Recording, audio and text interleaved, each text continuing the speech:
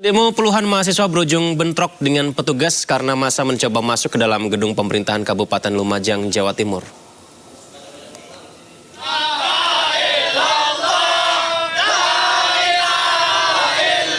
Ya, aksi ini memanas ketika puluhan mahasiswa membakar keranda dan ban bekas saat berunjuk rasa di depan pintu masuk gedung pemerintahan Kabupaten Lumajang.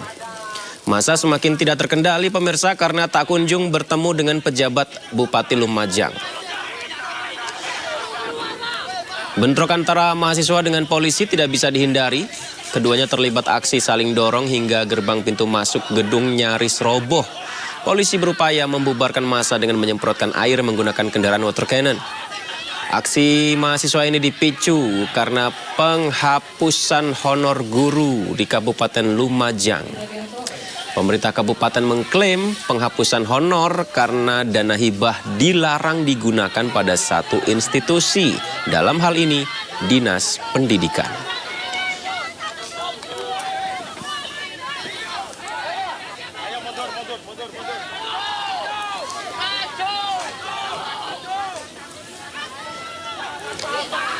Tim hukum Peggy Setiawan menilai permohonan yang diajukan pihaknya dalam perkara pra-peradilan sangat sederhana, yaitu berkaitan dengan salah tangkapnya Peggy di kasus pembunuhan Eki dan Vina di Cirebon tahun 2016. Perdebatan dalam fakta persidangan sama-sama menguji bukti apakah Peggy Setiawan adalah Peggy Peron atau bukan. Akankah Hakim Tunggal Eman Sulaiman mengabulkan permohonan Peggy Setiawan?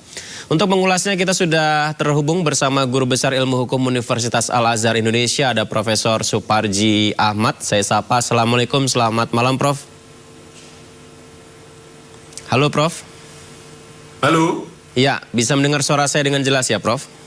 Jelas, ya. Baik, Prof, langsung saja pertanyaannya, kalau saya tadi mengikuti sidang pra-peradilan berulang kali yang disampaikan oleh ahli termohon, ini adalah mengenai dua alat bukti. Dengan adanya dua alat bukti maka sah Peggy Setiawan adalah tersangka begitu.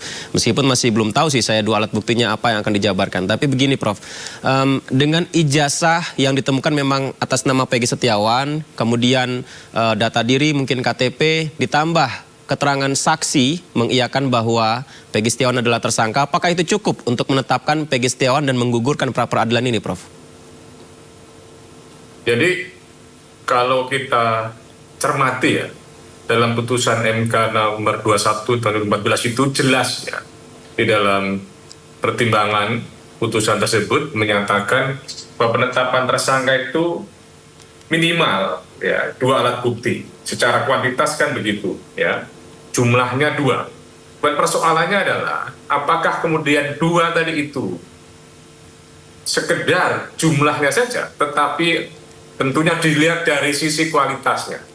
Karena Mahkamah Konstitusi memberikan pedoman dalam memberikan alat bukti untuk menetapkan tersangka tadi adalah memenuhi unsur kuantitas dan kualitas. Bagaimana alat bukti yang berkualitas? Kalau saksi yang digunakan sebagai alat bukti adalah saksi yang benar-benar memenuhi kualitas sebagai saksi. Apa itu? Saksi yang melihat, mendengar, mengalami secara langsung atas peristiwa dugaan tindak pidana pembunuhan dengan pelaku tersangkanya Peggy. Nah ini adalah harus jelas saksinya. Jangan sampai saksi sekedar saksi, tapi adalah saksi yang betul-betul memenuhi kualitas sebagai seorang saksi gitu. Nah, yang kedua adalah kalau menggunakan alat bukti surat. Surat itu juga harus relevan dengan jenis atau dugaan tindak pidananya. Jangan sampai sekedar surat yang tidak ada kaitannya sama sekali. Demikian pula kalau menggunakan alat bukti petunjuk, harus jelas ya bagaimana rangkaian antara peristiwa satu dan peristiwa yang lain.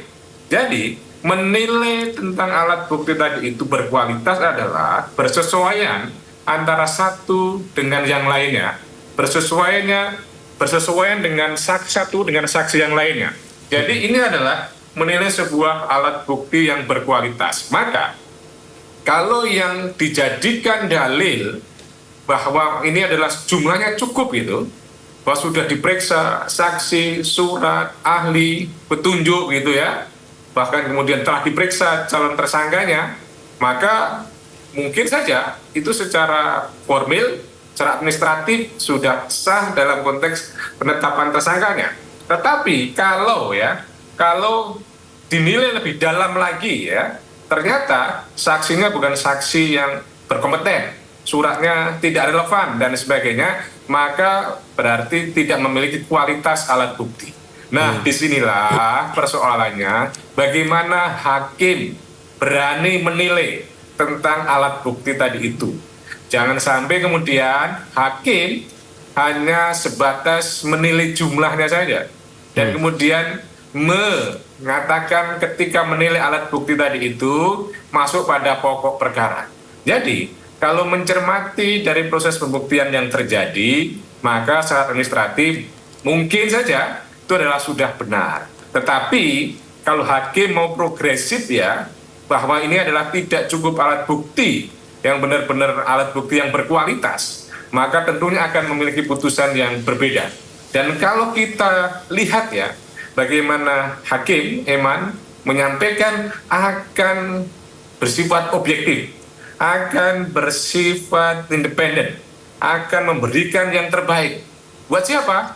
Buat negara, buat kepentingan penegakan hukum, bukan untuk pemohon maupun termohon. Saya kira ini patut diapresiasi. Dan ini mungkin sebagai satu respon ya, adanya skeptisme, adanya keraguan terhadap keberanian, terhadap objektivitas hakim. Maka kita mengharapkan betul hakim harus berani secara fair, secara objektif, bahwa ini adalah sebagai mekanisme kontrol horizontal, mekanisme check and balances, agar dalam proses penetapan tersangka dari itu betul-betul adalah sesuai dengan kategori seorang tersangka, yaitu orang yang berdasarkan alat bukti yang cukup diduga kuat melakukan satu tindak pidana. Jadi kalau ternyata dugaan tindak pidana tidak didukung dengan alat bukti, maka mestinya tidak menjadi tersangka. Memang yang menjadi persoalan adalah bahwa di dalam perdebatan persidangan baik pemohon maupun termohon tadi belum secara komprehensif, belum secara substantif gitu ya, mengkonstruksikan tentang alat bukti yang berkualitas itu seperti apa. Dan kemudian yang menjadi persoalan juga bagaimana misalnya pemohon belum mampu secara transparan gitu ya, dalam arti mampu membawa alur pikir kepada hakim tunggal untuk kemudian tidak terjebak dalam proses menegakkan hukum pra-peradilan ini pada perma bahannya administratif atau formil, tetapi harus betul-betul melihat apa yang kemudian menjadi juga tindak pidana.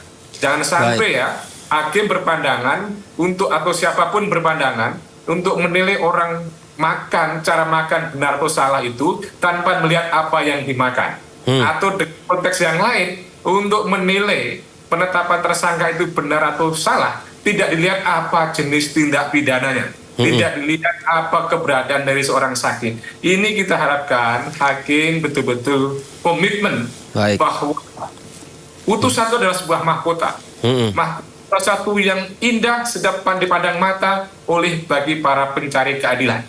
Gunakan uji hati nurani yang paling dalam. Baik, siap. Kemarin itu ada kesaksian dari istri pemilik rumah tempat Peggy kerja. Saya menunggu, mungkin karena lupa ya, ini kasusnya sudah beberapa tahun yang lalu. Jadi ketika ditanya apakah ingat anak dari ayah Peggy tersebut, maksud saya Peggy Setiawan dengan ayahnya itu ikut membangun rumah tersebut ketika tanggal peristiwa pembunuhan terjadi. Dia agak-agak lupa, tapi dia bilang anaknya ada, artinya masih ada Peggy Setiawan di sana. Nah, apakah ini juga menjadi salah satu pertimbangan bukti bahwa alat bukti kesaksian itu kualitasnya ada atau tidak, Prof? Ya, bahwa dengan keterangan yang disampaikan tadi, melihat secara langsung ya tentang dugaan ya kepada tersangka tadi, maka kalau bisa menyampaikan bahwa memang melihat, berarti itu dari kualitas sebagai seorang saksi, berarti melihat secara langsung. Cuman persoalannya adalah bagaimana konstruksi konteksnya tersangka Peggy ini adalah sebagai pelaku atau sebagai aktor intelektual atau yang menyuruh melakukan tindak pidana. Bahwa dalam kaitan ini memang cukup berhasil bangunan konstruksi bahwa Peggy bukanlah pelaku tindak pidana. Karena apa? Karena kejadian di saat itu yang bersangkutan tidak ada di Cirebon, tetapi ada di Bandung. Di Bandung. Itu cukup hasil bukti tentang itu. Tetapi persoalannya adalah, apakah kemudian konstruksi dari Peggy ini adalah pelaku utama atau pelaku yang menjalankan kegiatan tindak pidana tadi itu, atau kemudian dianggap sebagai yang menyuruh melakukan, atau sebagai aktor intelektual. Kalau yang menyuruh melakukan, kan memang tidak harus di tempat kejadian. Dan ini mestinya yang juga didalilkan bahwa tidak mungkin misalnya, tidak cukup alat bukti bahwa Peggy adalah yang menyuruh melakukan tindak pidana. Karena tidak ada kapasitas, tidak ada kemampuan, tidak ada kesadaran atau tidak ada niat, dan sebagainya. Jadi mestinya ini didalilkan juga, sehingga kemudian dalil untuk membantah bahwa dia sebagai pelaku, bukan sebagai pelaku, karena dia ada tidak ada di lokasi tadi itu, tetapi dalil bahwa bukan yang menyuruh, mestinya juga dibantah. Memang persoalannya adalah bahwa cukup berhasil juga bagaimana membangun sebuah konstruksi Peggy Setiawan, bukan Peggy Peron, tetapi lagi-lagi yang ini kita khawatirkan adalah bagaimana keberanian hakim itu tidak sekedar menilai jumlah saja. Tidak sekedar menilai formalitas sebuah penetapan tersangka. Kalau itu yang dinilai, maka kemudian memang dapat diprediksi putusan yang akan terjadi. Tetapi kalau hakim berani progresif, berani untuk menilai yang keadilan yang sebenarnya, maka juga akan menimbulkan suara netizen itu menjadi dasar untuk kemudian diapresiasi. Tetapi semuanya berdasarkan fakta persidangan. Bahwa pertimbangan-pertimbangan yang dikemukakan dalam pengambil putusan adalah kembali pada fakta persidangan, keberanian hakim menggali yang sebenarnya tentang kualitas dari alat bukti tadi itu. Dari DPO yang disebarkan kemarin, pihak kepolisian menyebutkan ada kondisi fisik, kemudian juga alamatnya begitu, Prof. Dan ini menjadi dalil, salah satu dalil yang disampaikan oleh pihak pengacara Peggy Setiawan bahwa poin-poin tersebut sangat berbeda, baik alamat tempat tinggalnya maupun kondisi fisiknya dan usianya. Apakah ini juga dalil yang menguatkan atau justru masih kurang untuk bisa lebih menguatkan bahwa Peggy Setiawan bukan orangnya? Iya, pada satu sisi untuk menguatkan tentang dalil error in persona, salah orang kemudian salah tangkap, tidak sesuai dengan ciri, tidak sesuai dengan identitas, tidak sesuai dengan alamat dan sebagainya. Itulah bangunan konstruksi yang kemudian bermaksud ya diyakinkan pada hakim bahwa ini adalah salah orang, bahwa ini adalah error in persona. Yang kemudian persoalannya, apakah ini sebagai dasar untuk membatalkan penetapan tersangka dengan alasan tidak cukup alat bukti. Nah, kalau kemudian dikonfrontir dengan cukup alat bukti, maka saya kira ini akan menjadi persoalan karena dalil termohon sudah memeriksa saksi, memeriksa surat, petunjuk, mungkin juga memeriksa ahli ya. Ya ini kan secara kuantitatif itu adalah sudah memenuhi syarat ya. Tetapi kalau konteksnya error in persona, salah orang tadi itu mestinya juga didukung selain dengan bukti-bukti identitas tadi itu adalah adanya dukungan bahwa memang orang-orang yang dipanggil menjadi saksi sebagai salah satu alat bukti tadi itu mampu meyakinkan bahwa memang Peggy ini bukan pelaku tindak pidana, selain tidak ada di Cirebon, juga yang bersangkutan tidak memiliki kapasitas untuk kemudian menyuruh melakukan tindak pidana yang ada di Cirebon, yang di remote misalnya dianggap dari Bandung. Saya kira tidak ada kapasitas tentang itu. Itulah sebetulnya bangunan ya narasi yang perlu dibangun sehingga kemudian hakim terbuka untuk mengatakan bahwa ternyata ini adalah memang tidak cukup alat bukti sebagai pelaku tindak pidana, baik sebagai pelaku ataupun yang menyuruh melakukan gitu. Baik, Profesor Suparji Ahmad, kita akan sama-sama lihat hasil pra-peradilan nanti. Kita berbincang lagi nanti menilai untuk hasilnya nanti ya. Terima kasih banyak Prof sudah bergabung bersama kami. Selamat malam. Pemirsa, dikait-kaitkan dengan pencopotan Dekan Fakultas Kedokteran Unair, Kementerian Kesehatan angkat bicara. Melalui juru bicaranya, Kementerian Kesehatan membantah terlibat pencopotan Profesor Budi Santoso, sekaligus membantah akan mendatangkan ribuan dokter asing ke tanah air. Adapun dokter dari Arab Saudi yang didatangkan untuk bertugas di Medan hanyalah bantuan gratis dari Arab Saudi. Kementerian Kesehatan tidak membawahi Universitas Airlangga, dan Kementerian Kesehatan tidak memiliki wewenang mengatur Universitas Airlangga. 2. Informasi yang mengatakan Menteri Kesehatan mengontak Rektor Universitas Airlangga untuk meminta memberhentikan Dekan Fakultas Kedokteran Universitas Airlangga adalah tidak benar dan merupakan fitnah dan hoax. 3. Informasi yang beredar tentang Kementerian Kesehatan akan mendatangkan 6.000 dokter warga negara asing adalah juga hoax. 4. Dokter WNA yang dihadirkan oleh Kementerian Kesehatan dan mendapatkan publikasi luas adalah tim dari dokter Arab Saudi yang bertugas di Rumah Sakit Adang Malik Medan, Sumatera Utara, yang telah melakukan operasi jantung kompleks, sedang dan berat, untuk menyelamatkan nyawa 30 anak warga Sumatera Utara secara gratis. Ya, pemirsa, seperti yang kita dapatkan informasi tadi bahwa wacana pemerintah mendatangkan dokter asing ke Indonesia memantik banyak tanda tanya. Bagaimana tidak, bukannya meningkatkan kualitas dokter yang ada, pemerintah justru mengambil jalan yang berbeda. Lantas untuk siapa sebenarnya dokter-dokter asing itu didatangkan ke Indonesia? Dan untuk membahasnya lebih dalam sudah bergabung bersama kami malam hari ini melalui sambungan Zoom. Kami sudah terhubung bersama dengan Dr. Pak Slamet Budiarto, Ketua Umum terpilih Pengurus Besar Ikatan Dokter Indonesia. Assalamualaikum, selamat malam dok. Waalaikumsalam warahmatullahi wabarakatuh. Kemudian juga ada Ketua DPP Perindo Bidang Kesehatan Masyarakat, ada Pak Surtaman Saragih. Selamat malam Pak Surtaman. Selamat malam Pak Yudi. Sebelumnya saya harus minta maaf dulu nih kepada Pak Slamet, tadi sempat ada sedikit kesalahan mengenai nama Anda, tapi sudah sangat jelas sekali bahwa ini yang mau kita bahas mengenai dokter asing di Indonesia. Apakah segitu kurangnya dokter di Indonesia sehingga membutuhkan dokter asing untuk datang ke Indonesia, Pak Slamet? Saya tidak tahu alasan Kementerian Kesehatan rencana mendatangkan orang asing.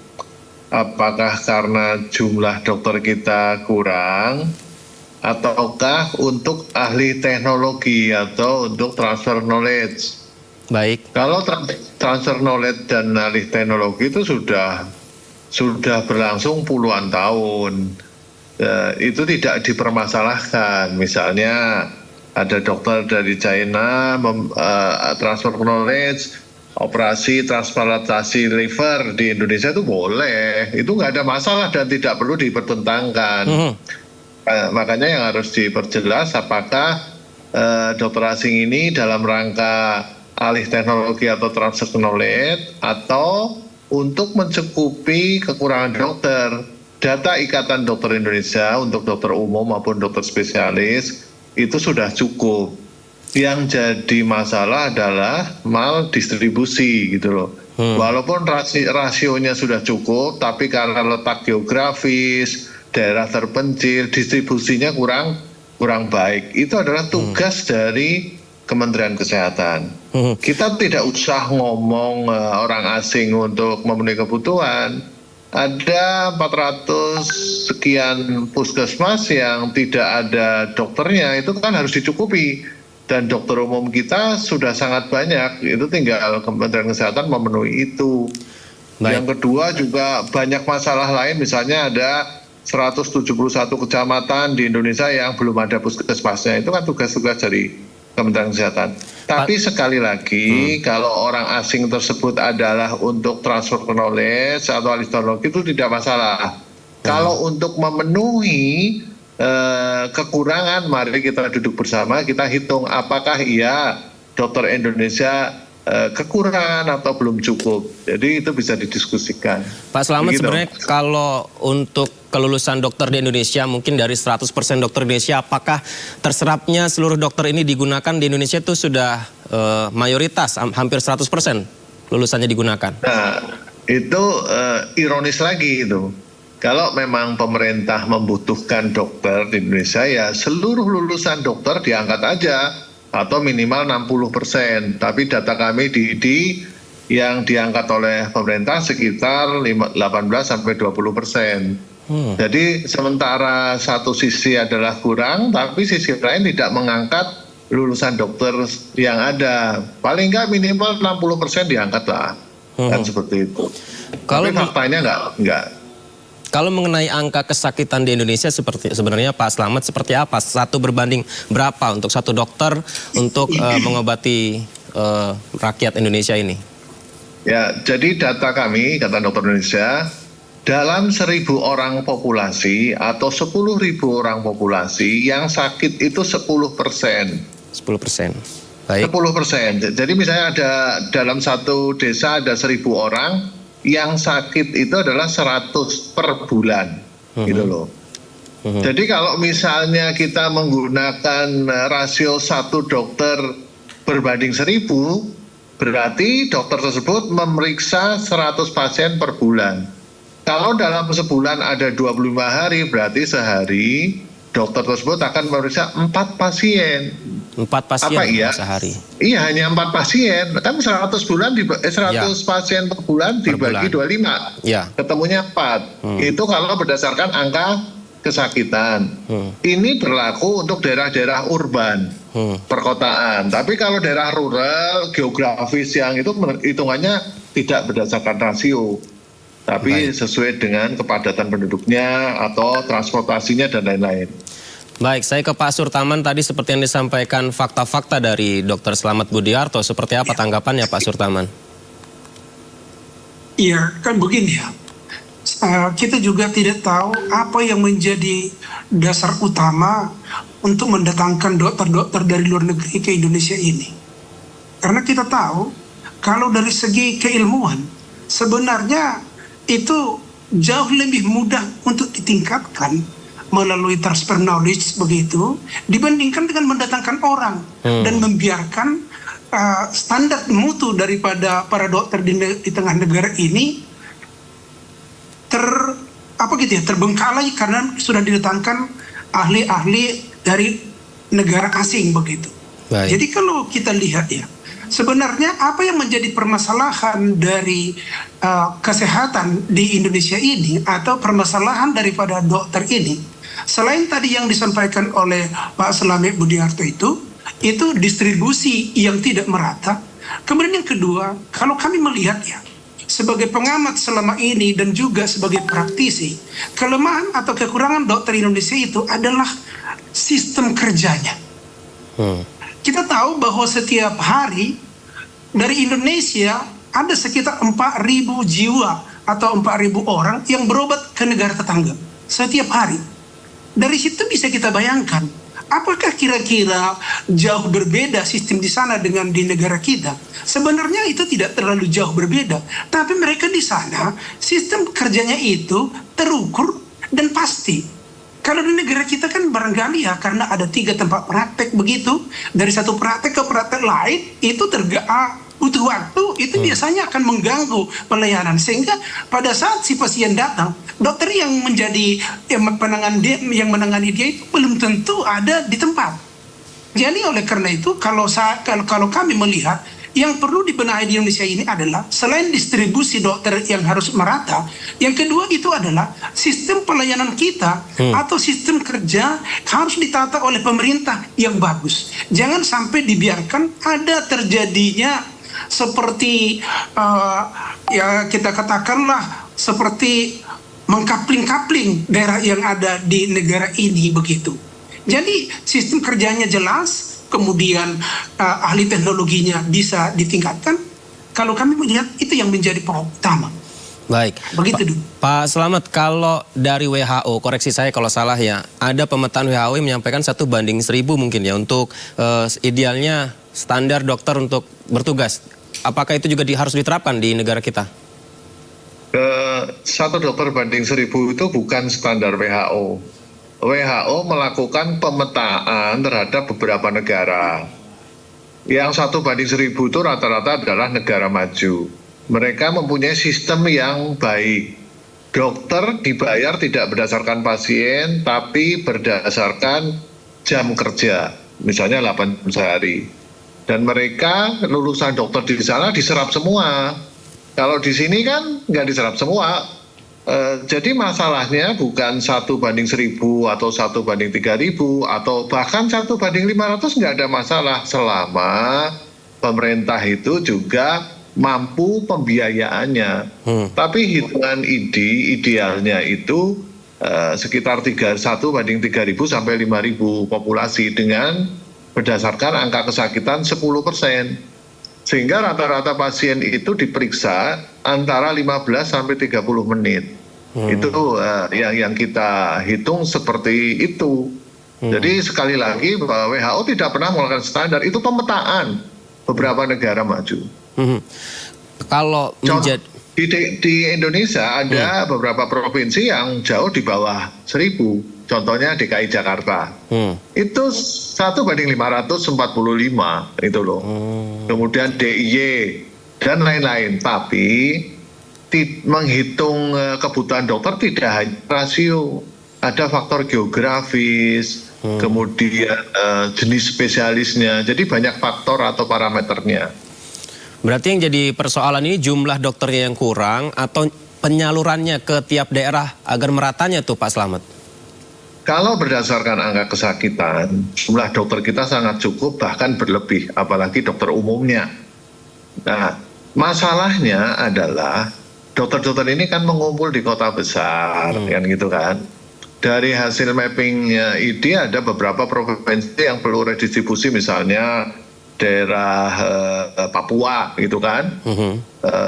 Ada satu provinsi Papua jumlahnya cukup rasio. Tapi setelah dilihat geografisnya tidak cukup, karena Papua sangat luas sekali, kan gitulah. Jadi intinya bahwa penghitungan rasio hanya berlaku untuk daerah-daerah urban dengan geografis yang mudah dijangkau. Tapi begitu daerah geografis yang tidak bisa dijangkau, itu tidak berdasarkan rasio. Itu. Baik, kita juga sudah terhubung bersama dengan Nadia Tarmizi. Selamat malam, Assalamualaikum. Waalaikumsalam, selamat malam. Baik, Bu Nadia, Mas ini Samuel. sekaligus ingin mengkonfirmasi karena ramai di publik, apakah benar pemerintah akan melakukan impor dokter asing nih ke Indonesia, Bu? Iya, jadi pengertian impor dokter asing ini harus kita perjelas ya, Mas Samuel ya. Jadi sebenarnya tidak ada rencana Kementerian Kesehatan mendatangkan seperti yang disampaikan banyak di publikasi sampai 6.000 dokter. Kita tahu bahwa sesuai dengan Undang-Undang 17 2023 itu sudah ada pengaturan tentang bagaimana seorang warga negara asing dia itu adalah tenaga kesehatan yang akan berpraktek atau bekerja di Indonesia. Sudah ada syarat-syaratnya. Nah, mungkin yang menjadi agak perbincangan yang mungkin kita lihat sebagai suatu misinformasi adalah wacana mengenai seolah-olah akan didatangkan dokter asing. Tapi sebenarnya yang kita lakukan kita adalah bagaimana supaya layanan-layanan kesehatan yang selama ini belum bisa kita penuhi dengan adanya jumlah tenaga kesehatan yang ada di negara kita, itu bisa dipercepat sehingga masyarakat lebih cepat merasakan layanan ini. Jadi seperti yang kita lakukan misalnya dengan kerjasama Rumah Sakit Adam Malik ya, bahwa kita melakukan operasi untuk bedah jantung baik pada dewasa dan pada anak-anak. Dikarenakan kalau kita melihat di Adam Malik itu hanya ada 1 dokter bedah jantung subspesialis anak. Kemudian mereka memiliki 1 bedah jantung yang bedah jantung torak vaskuler ya kita sebut, itu yang bisa melakukan untuk operasi jantung dewasa dan juga anak-anak.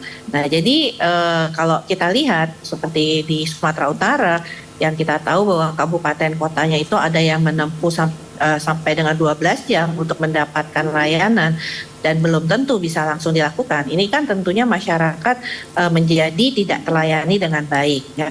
Jadi oleh karena itu kita berupaya untuk bisa melakukan kerjasama dengan salah satunya dengan Kerajaan Arab Saudi bagaimana supaya mereka bisa melakukan pelayanan kesehatan sehingga kita bisa memberikan pelayanan lebih banyak kepada masyarakat kita. Jadi ini adalah salah satu bentuk-bentuk bagaimana sebenarnya kerjasama dengan dokter asing dalam memberikan layanan kesehatan di Indonesia. Baik, Bu Nadia, berarti yang dititik beratkan adalah jumlah dokter Indonesia yang kurang sehingga ada bantuan dari dokter asing untuk mencukupi itu. Ya, jadi kalau kita lihat misalnya dengan kasus penyakit jantung bawaan anak ya, setiap tahun ada 12.000 kasus penyakit jantung bawaan anak, tapi hanya bisa kita tangani 6.000 dengan berbagai permasalahan. Kalau di awal kita mendapatkan informasi karena tidak tersediaan sarana prasarana, tapi kemudian ternyata untuk penyediaan sarana prasarana ini bisa kita lebih mudah dapatkan daripada kemudian penyediaan tenaga kesehatannya. Nah, kalau kita lihat jumlah tadi ya, walaupun diperdebatkan mengenai rasio dokter dengan penduduk, kalau kita lihat dibandingkan negara lain ataupun secara global, Indonesia itu rasionya hanya 0,47/1000. Jadi dari jumlah saja kita sudah kurang. Apalagi kalau kemudian kita mau meredistribusi, ya kan, kita meredistribusi itu kalau jumlahnya cukup, kalau jumlahnya kurang meredistribusi akan sangat sulit. Dan kalau kita lihat Indonesia itu di dalam ranking jumlah rasio dokter, kita itu di bawahnya Filipina, di bawahnya Malaysia ya. Jadi memang kalau kita lihat dari jumlah per penduduk kita memang termasuk yang kalau kita lihat itu 147 peringkatnya dari 205 negara. Kalau di negara ASEAN kita itu nomor 8 dibandingkan 10 negara di ASEAN. Jadi dibandingkan Singapura, dibandingkan Malaysia. Nah, itu yang kalau kita lihat dari sisi jumlah. Jadi memang secara jumlah Mas Samuel kita kurang. Baik, Pak Slamet, ini masih mengenai jumlah ternyata yang akhirnya memutuskan pemerintah untuk mendatangkan dokter asing. Tanggapannya Pak? Ya, saya kira tadi pedoman rasio dari mana saya juga tidak paham. Kalau kita melihat itu berdasarkan angka kesakitan tadi. Kalau Kementerian Kesehatan menggunakan angka 1:1000, maka satu dokter umum akan memeriksa sehari hanya 4 pasien. Kalau angka kesakitannya 10%. 10% dari mana? Dari data yang ada. Jadi sekali lagi rasio itu adalah untuk menghitung kebutuhan dokter di daerah urban. Kalau di Papua, NTT, NTB dan lain tidak berlaku, itu loh. Jadi tidak bisa langsung Indonesia dibandingkan dengan Singapura. Kalau Singapura bandingkan dengan Jakarta, Jakarta udah 1:400 sampai 500 populasi. Itu jauh lebih bagus Jakarta daripada Singapura, begitu loh. Atau daerah DIY juga sama. Atau daerah lain kan gitu. Bali juga di bawah 1000. Jadi artinya tidak seperti itu. Ranking itu adalah indikator kesehatan. Indikator kesehatan kita itu belum baik. Kita misalnya angka kematian ibu kita tertinggi, stunting juga sama. Kemudian umur harapan hidup kita juga di bawah negara tetangga. Itu yang harus jadi konsentrasi. Ada 400 puskesmas yang kosong ya dicukupi dengan dokter umum daripada kita mikirin dokter asing. Dokter asing dibutuhkan, boleh dibutuhkan untuk transfer knowledge atau untuk alih teknologi. Terus kalau itu sudah dilakukan masih kurang, nah, banyak dokter-dokter kita diaspora yang ada di luar negeri dipanggil gitu loh ke Indonesia. Anda kan WNI yang ada di luar negeri, mari bantu kami kan gitu. Tapi pada kasus di Medan itu kan saya sudah mendapat info bahwa itu transfer teknologi nggak ada masalah. Itu tidak masalah yang namanya transfer teknologi. Jadi artinya bahwa selama itu untuk transfer teknologi, terus ataukah untuk menutupi kebutuhan dokter yang kurang tapi dihitung berdasarkan kecermatan tadi, gitu ya, itu tidak masalah. Tapi masalahnya adalah dokter di Indonesia sudah cukup berdasarkan hitungan kami. Tapi berdasarkan teman-teman Kementerian Kesehatan belum cukup. Ya ayo kita hitung bersama. Apakah itu di ranking? Ya bukan ranking begitu dengan negara kepulauan, negara geografi. Saya tanya ke Mas, apakah bisa dihitung dengan rasio? Gitu loh. Rasio itu hanya untuk menghitung kebutuhan dokter yang di daerah urban dengan kondisi geografis yang landai. Bukan pegunungan, aksesnya susah. Jadi seperti itu. Terima kasih. Pak Sutarman, bagaimana Pak mengenai penjelasan alasan mengapa ada kemungkinan mendatangkan dokter asing, Pak Sutarman? Tapi jawabannya ditahan terlebih dahulu, Pak. Kita akan jeda terlebih dahulu. Tetap bersama kami, Sendo Prime segera kembali. Terima kasih masih bersama kami di Dialog Sindo Prime. Pemirsa, kita lanjutkan berbincang bersama dengan Pak Sutarman, Ibu Siti Nadia Tarmizi dan juga Pak Slamet Budiarto. Pak Sutarman, bagaimana tanggapannya ketika memang untuk mendatangkan dokter asing, salah satu alasannya adalah karena jumlah dokter kita yang masih kurang? Ya, baik. Kalau kita melihat situasi yang terjadi sekarang, begitu besarnya penolakan, itu sedikit agak kontroversi dengan penjelasan dari Kemenkes ini. Katanya dari Kemenkes tadi, ini hanyalah mendatangkan beberapa dokter ahli yang dari Arab Saudi ke rumah sakit Adam Malik yang di Medan, karena di sana ada beberapa orang yang tidak bisa ditangani karena keterbatasan jumlah dokter yang ada, begitu ya. Tapi saya kira kalau hanya ini yang menjadi tindakan yang dilakukan hanya untuk membantu atau menolong sementara, saya kira tidak sampai sebesar ini gejolak penolakan yang terjadi. Jadi kita sebenarnya juga ya harus jujur, sebenarnya ini serius enggak pemerintah untuk mengimpor dokter-dokter dari luar, atau ini hanya sebagai tenaga sukarelawan sesaat untuk menangani masalah-masalah yang emergen gitu ya, ataupun yang sangat mendesak yang belum bisa ditangani oleh dokter-dokter yang ada di Indonesia. Itu yang pertama. Kemudian yang kedua, kalau saya melihat kondisi sekarang ini adalah kita harus mengatasi permasalahan kebutuhan dokter di negara kita ini dengan mempersiapkan atau memperlengkapi dokter-dokter yang ada di Indonesia. Bukan berarti jadi kita mengimpor gitu ya. Ini kayaknya budaya impor ini sekarang ini banyak sekali, bukan cuman beras yang diimpor rupanya ya, tapi diimpor juga rupanya itu sampai manusia gitu. Dan ini saya kira berbahaya kepada bangsa ini ke masa depan. Kita mau jujur saja, kalau seandainya kita kekurangan dokter, maka itu 5 tahun ke depan itu sudah terpenuhi karena sudah tamat seseorang dokter mengambil spesialis. Itu sudah terpenuhi. Permasalahannya apakah bangsa ini serius untuk menjadikan dokternya yang mumpuni untuk mengatasi atau menangani permasalahan kesehatan di tengah bangsa ini? Rasa-rasanya tidak ya. Karena presiden silih berganti satu periode itu 5 tahun gitu ya. Tetap kita kekurangan dokter. Ada apa dengan ini? Nah, kita tahu bahwa sebenarnya dokter-dokter yang ada di Indonesia ini bukan berarti lebih rendah IQ-nya sehingga mereka tidak bisa menangani apa yang bisa dikerjakan di negara luar begitu ya. Dan ahli teknologi ini pun sekarang kita katakan, apakah kita kekurangan dana untuk mendatangkan peralatan? Saya kira semuanya tidak seperti itu. Tetapi ini sengaja untuk mengambil dokter spesialis saja begitu sulitnya di tengah bangsa ini. Dan akibat daripada sulitnya mengambil spesialis itu, mereka harus butuh dana yang besar dan barangkali harus ada channel-channel atau koneksi-koneksi khusus. Karena akibat daripada itu, maka si dokter itu juga memang harus mengeluarkan investasi dana yang begitu besar. Ini kan kayaknya sistem pendidikan kita yang menjadi permasalahan. Tapi seburuk-buruknya pendidikan yang ada di tengah bangsa ini, kalau kita memang serius menangani ini, Kementerian Kesehatan juga, begitu juga Kementerian Pendidikan, ini bisa selesai 5 tahun ke depan sudah aman kok. Jadi kalau seandainya pun ada rencana-rencana atau ada kondisi yang emergensi yang membutuhkan tenaga luar yang mau dipakai sekarang, cukuplah mereka itu sebagai tenaga untuk mengatasi kondisi ini, bukan menjadi tenaga kerja di tengah bangsa ini. Ini sangat melukai hati bangsa ini, dan sekaligus juga ini akan menekan atau memendam ataupun mengecilkan potensi-potensi yang ada di tengah bangsa ini.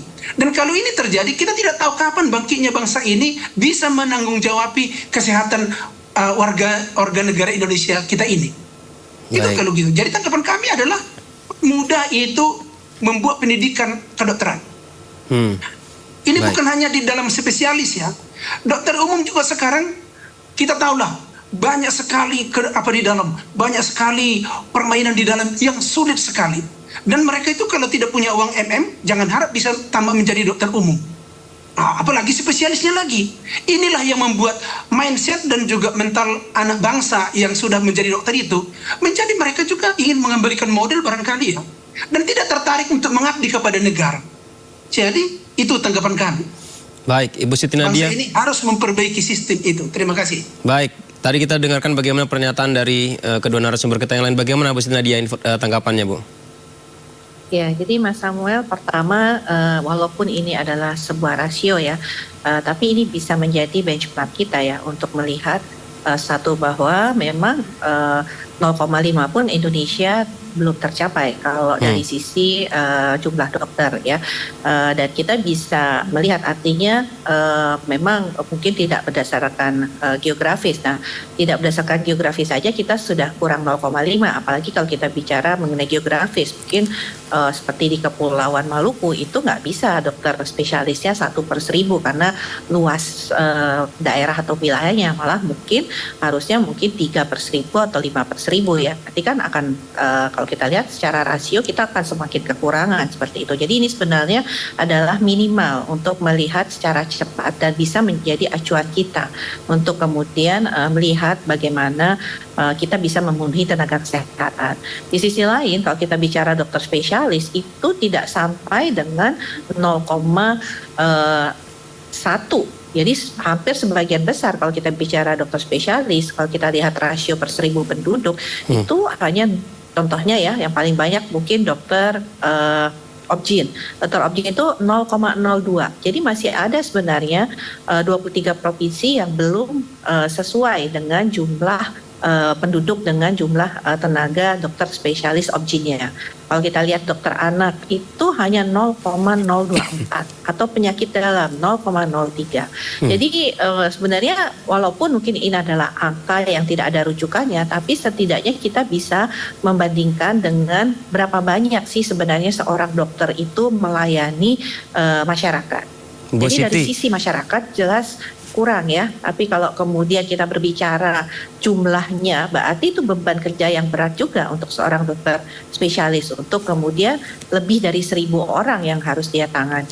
Ibu Siti Nadia, anomalinya ternyata lulusan dokter kita yang terserap ternyata tidak 100% Bu, hanya 18-20%. Mengapa tidak meratakan lulusan dokter kita agar bisa distribusinya lebih merata sehingga lebih banyak?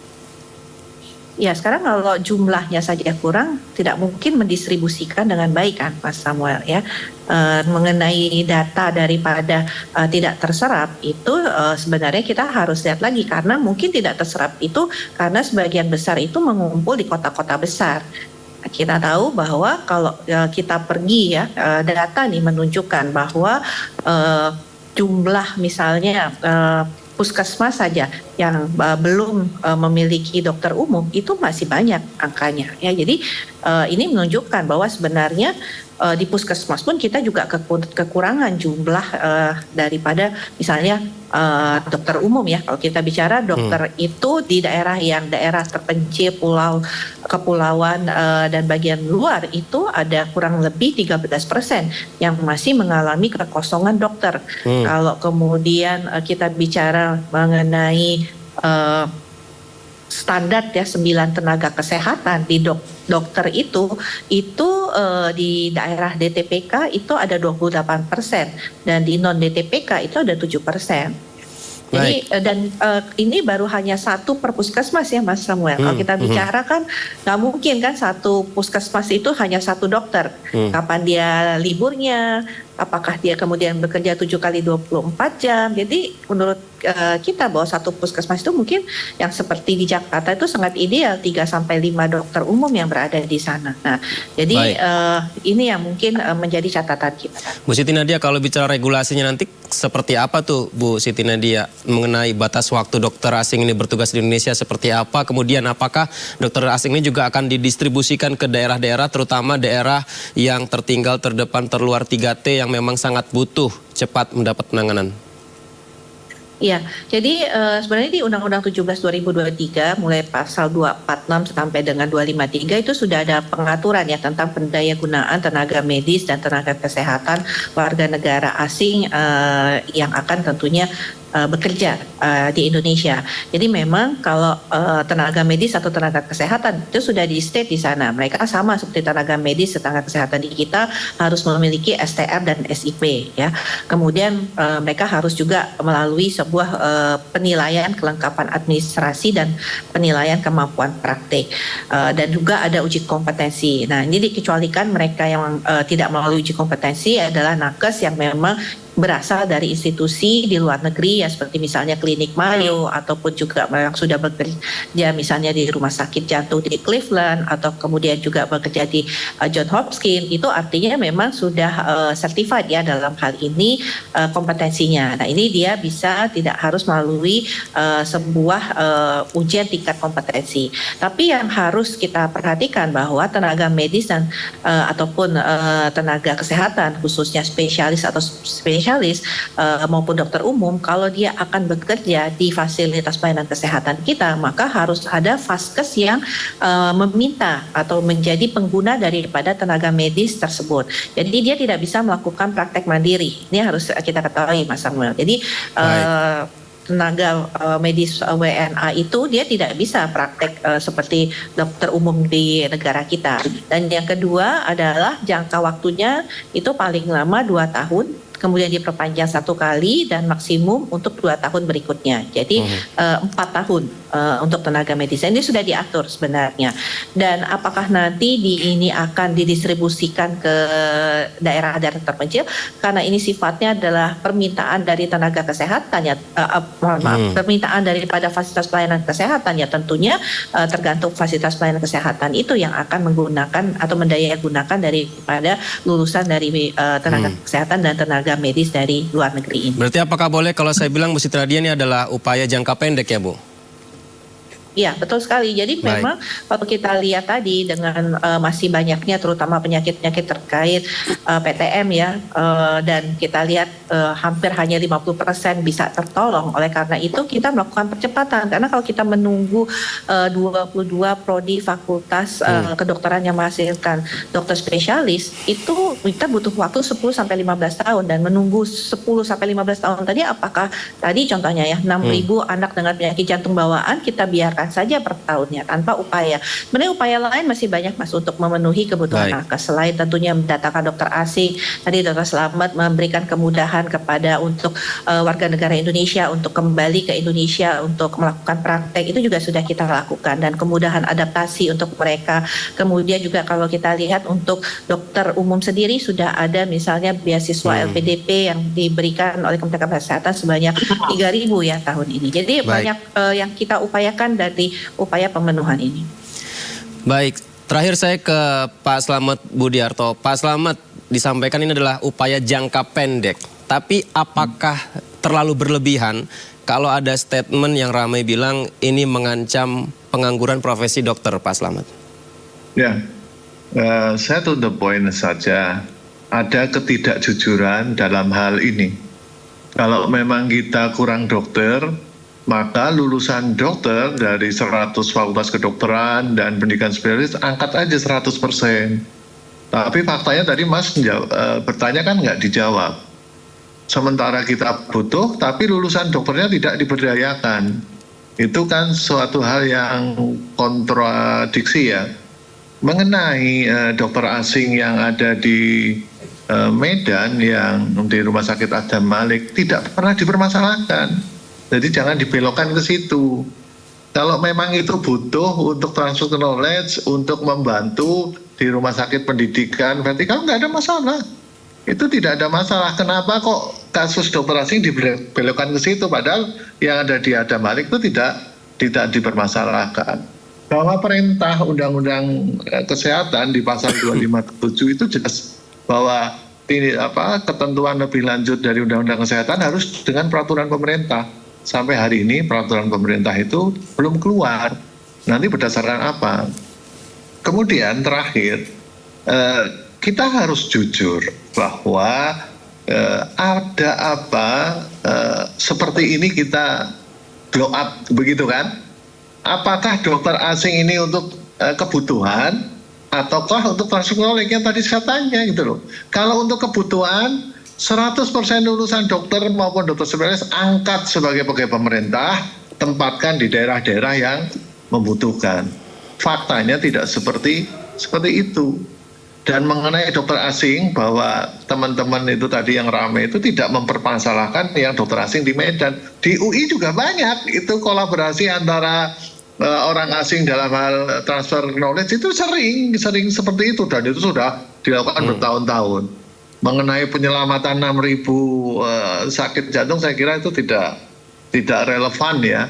Apalagi Rumah Sakit Adam Malik itu kan rumah sakit di bawah Kementerian Kesehatan langsung.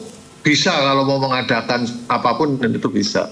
Jadi saya kira kedepannya kita harus jujur menghitung bahwa Bu Nadia tanpa mengurangi rasa hormat, selain menghitung rasio juga ada angka kesakitan.